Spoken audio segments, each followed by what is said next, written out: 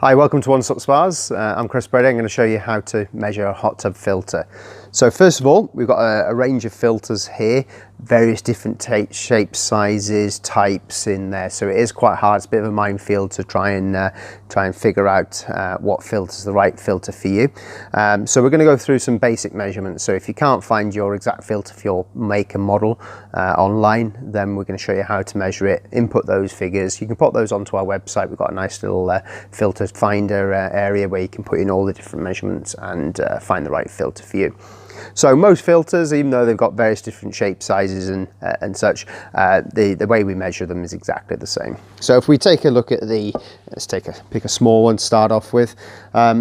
We've got the end caps. Okay, so we've got generally a top and a bottom end cap. We'll talk more about the end caps shortly. And we've then got the filter media in the middle there. So you probably noticed there are lots of different shapes, particularly different lengths. So we're going to look at how to measure it. So we're looking at the length of the filter, we're looking at the diameter of the filter, and that's this measurement across here. We're going to look at the top of the filter, in particularly what type it is, whether it's got a handle on there, or maybe if it's got a hole on there. And we're going to be looking at the bottom of the filter. And this is where most people get it wrong when they're ordering their filters, because there's lots of different fine threads. We've also got some coarse threads available, which you can see on this one. And the other thing is also the other diameter we're going to measure is the diameter across the thread. All right, so if we'll use this filter for example. So grabbing a good old tape measure. Okay, I'll swing this around for you. What we're going to be measuring, first of all, is the length on there, generally in centimeters. A lot of good websites will have different measurements that you can put in there, different units of measure there. So we'll be looking at this filter. Forget the rays on there. We're actually interested in the length of the filter itself, which is coming out at just 20.5 centimeters there. That's the length of the filter. Next one we're going to do, we'll do it from this side, is the diameter of the filter. And on this one we are 12 centimeters diameter. So they're the two main measurements. Other measurements we're going to look at is the bottom. Now you could have a threaded proportion on the bottom there, or we could have a hole, straightforward hole on that. You can also have what we call a bayonet connection, where there's two little lugs here, and there's normally a little fitting that's got a thread on that goes into your hot tub. So be careful if you pull it out and you've got this type of arrangement on there, then there could be another fitting in there. You might want to take that out. Also, a lot of these bayonet type fittings at the bottom are now being replaced by filters that have got the thread built into it. That's fine to use, just got to remove the adapter that's in the hot tub. So we also need to be measuring whether it's a hole or a thread, the size of it across there. So this one's measuring around about just under 5 centimeters. Most good websites, you can put a figure that's there or thereabouts. It'll be clever enough to work out what the exact size is along with your other measurements. So we measure across the diameter of the hole or the thread. Once we've done that, they're the three main measurements. Be warned, there are different measurements of these thread diameters as well. So for instance, this particular filter here and this one here have got two different thread sizes on there. So generally they tend to be about 4.8 centimeters to 5.4 centimeters, but they can differ on that. And you'll notice as well, the thread types are much different. The top one here has got a fine thread on it, and if you can see that, and the bottom thread here has got a very coarse thread. If you're not quite sure, then just count the amount of threads there are on the filter. So on this one we've got 1, 2, 3 threads. So we know if it's less than 5 threads on there, it's generally going to be a coarse thread. And on the fine thread, you'll notice there'll be a lot more than that. So there's 1, 2, 3, 4, 5, 6, 7 on this one. So that'll tell us it's a fine thread if you're not unsure between the two. We've said as well as the threads, we have the bayonet connection. We can also, here's a good example of a coarse thread again. There's only 3 threads on that one. We've got just a standard hole on the bottom. There's a few filters out there, there's not many, that would have this type of thread, say thread end bottom piece on there, which is actually just a plain bottom on there with no thread. So that's what we call a slip connection, or a slip. There's not very many filters out there with that now. So that's the bottom of the filter. The next thing, we need to establish the type of the top. Now this is a very unique one here. This is basically classed just as a hole on the top rather than a handle. We've got this one, which again is just a hole. This one would just be a hole top and bottom. This one, the most common one at the minute, has got the handle, so a handle top. Okay, doesn't matter what the handle shape the handle is, it's just considered a handle top. Or also it can be termed as a closed top rather than an open top with a hole. And we've got a couple of different styles there. So even though this has got these little knobbles on there, that would also be classed as a closed top with 4 notches. So we've looked at the filter length, the filter diameter, the diameter of the bottom hole, the type of the hole, whether it's a standard hole, a coarse thread, sorry, a fine thread, a coarse thread, a bayonet, or a slip fitting. Okay, and lastly, if we can't determine the exact filter size, particularly if we've done those measurements and it's given us maybe 2 options, the chances are it's because it's a different filter area size. This is the 2 filters here of a good example of that. So they both measure the same length, they both got the same diameter, they've both got a hole on each end, but they're 2 very different filters. If we were to fit this filter into a tub that should have this filter, we're likely to cause a flow restriction in there.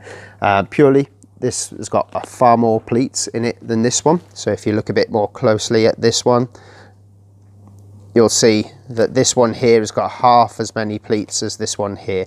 So what you may have to do if you can't determine between the 2 is look at the pleat count. Okay, this will be in the hundreds and this will be heading towards around about 100 in there. Half the amount of pleats on this one as this one. So the benefit of having more pleats is that we've got a bigger surface area, so it will filter a greater amount of media. But however, if your tub isn't set up to have a pump that's powerful enough to pull through this, then we can cause some flow restrictions there. Hopefully though, we won't have to start measuring pleats on there. If you're unsure, just pick up the phone, drop us an email, and we'll be able to determine your filter. Thank you. Okay, next we're going to look at our filter maintenance. Okay, so with our filters, we can't just leave them in and wait until they're a year old and change them. We're likely going to do a lot of damage to the hot tub. And also we're not going to be filtering that water and keeping that water nice and clear. So we're going to look about a few simple ways of cleaning the filter. So the old-fashioned method, and you can still use it now, there's nothing wrong with that, is once every sort of 4 to 6 weeks, we remove our filter. Obviously could be a lot bigger than this. We've got some pretty decent sized filters there. This is a filter off a smaller spa, inflatable spa, and this is a normal size filter. So generally what we would do, regardless of the filter size, is we'd take it out and as a bare minimum, we'd give it a rinse off with a hose pipe. Okay, and then we would fill a bucket up full of hot water, put in some type of cartridge cleaner. So the one we sell in store here is the Phychlor cartridge cleaner. This is a deep cleanser, so anything that's in a sachet like that, it's not designed for weekly maintenance, but this is designed more for deep cleansing and for degreasing the filters. Gets rid of any body fats, greases, any contaminants or organics that might be in the filter. This is what we recommend doing probably every 6 weeks if you're doing a weekly maintenance, or twice weekly maintenance of your filter. You probably want to be doing it sort of a lot more often, every 2 to 3 weeks, if you're not doing that clean down, a rinse down of your filters. So what you would do is you'd rinse your filter down first, you'd fill up a bucket of hot water, you'd empty the contents of the sachet in there, just follow the manufacturer's instructions on that. And then you would put your filter in, and generally you leave them in overnight. Some of them are different, some of them are only 3 hours or so, but generally overnight. It's important that once you've done that, you would remove it and give it a rinse down again, because what we don't want is the detergent from this then going back into the hot tub. So we want to give it a rinse down, and the most important thing is actually to allow this filter to dry. Seems strange because you're going to put it back into the water, but when you allow the filter to dry, what happens inside these pleats here, there's lots of tiny little sort of pores that do the filtering and do the work of the filter. So if we let the filter dry, it will actually open up these pores, and the actual filter meter itself can then shrink back down as well, and it becomes a much more effective filter and will actually last you longer. So it's always good to have a spare set of filters, so whilst you've got a set cleaning and drying, the other set is in the tub, because of course we don't want to run the tub without any filters. And another important note there is, if we are going to remove the filters for cleaning, always turn your spa off before you remove that, because what we don't want is any particles or anything that's been left in the hot tub getting sucked down into the pump and doing damage to the pump or the hot tub or the heater. All right, so it's important that we switch off, remove the filters, put a spare set in ideally. If not, then just leave it off until you've cleaned your filter, pop the filter back in and switch back on. So that's a deep cleanse. What we prefer to do, and what we recommend is, as well as doing your deep cleanse every 6 months or so, oh sorry, 6 weeks, what you want to do is you want to use an instant filter cleaner. So this one here is probably the best on the market right now. So it's made by a company called Loclaw. It's the only one we stock now as an instant filter cleaner. It's available on our website or in store. And this is great, because what we do with this is we simply take the top off. It comes with a free trigger spray. We fit that on, okay, and what we can do is we can remove the filter, and before doing the rinse down that we talked about earlier, we simply just spray no more than probably 3 sprays or 2 sprays on a filter this size, about this sort of distance apart, sort of around about 8-10 inches away. Give it a spray, turn it around, a spray on the other side, and then let that soak in for around about 10 minutes, and then we get our hose pipe, rinse it down. So a hose pipe is fine, just takes a little bit longer because we've got to get inside the pleats of every single pleat on there. Another great thing that we sell at the minute in store, made by Darley, this is the filter brush. Quite simply, you pop your hose pipe onto the end of it. It's got a trigger built into that, so it'll only use the water when we want it, rather than the hose pipe being on all the time and wasting all that water. What's good about this as well is it's also got a top, which we can take off. And what we can actually do then is take our instant filter spray and pour it directly in. One sort of cylinder full of the instant spray is enough for most average filters of this sort of size.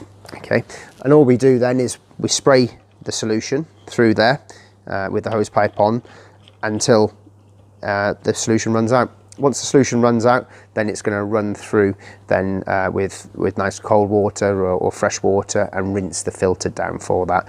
But what's important is, once we put either the spray on or we use this, is allow that to soak into the filter for a good 10 minutes before then we either do the rinse through using this or the rinse through using the hose pipe. And again, let it dry before putting it into the tub. That is simply how to maintain your filters.